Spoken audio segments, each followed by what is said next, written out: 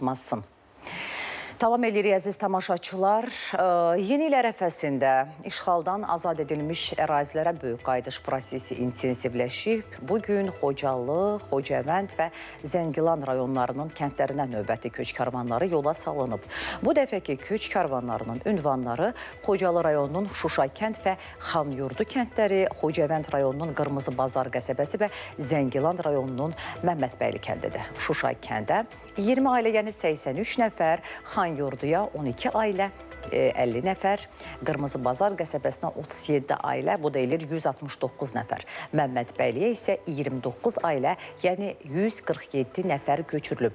Həmin yaşayış məntəqələrinə köç edənlər Respublikanın müxtəlif bölgələrində, əsasən yataqxanalarda, sanatoriyalarda və inzibati binalarda müvəqqəti məskunlaşmış ailələrdir.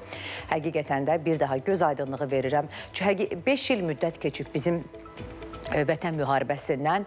Bu müddət ərzində çox sürətli şəkildə orada yenidən qurma işləri həyata keçirilir. Mən bərpa deməyəcəm, çünki həqiqətən də düşmən tapdağı altında olduqda bizim o yurt yerlərimiz viran qoyulmuşdu, daş üstündə daş qalmamışdı. Ağdam da bunun bariz nümunəsidir və oralar yenidən abadlaşdırılır.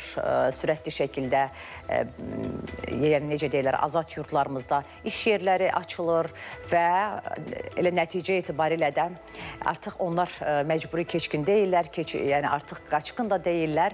Bizim soydaşlarımız öz yurt yuvalarına qovuşurlar və yeni ilə də öz ev eşiklərində qeyd eləyəcəklər. Bir daha onlara deyirik ki, gözünüz aydın olsun, doğma evinizdə şad, xürrəm və firavan yaşayasınız.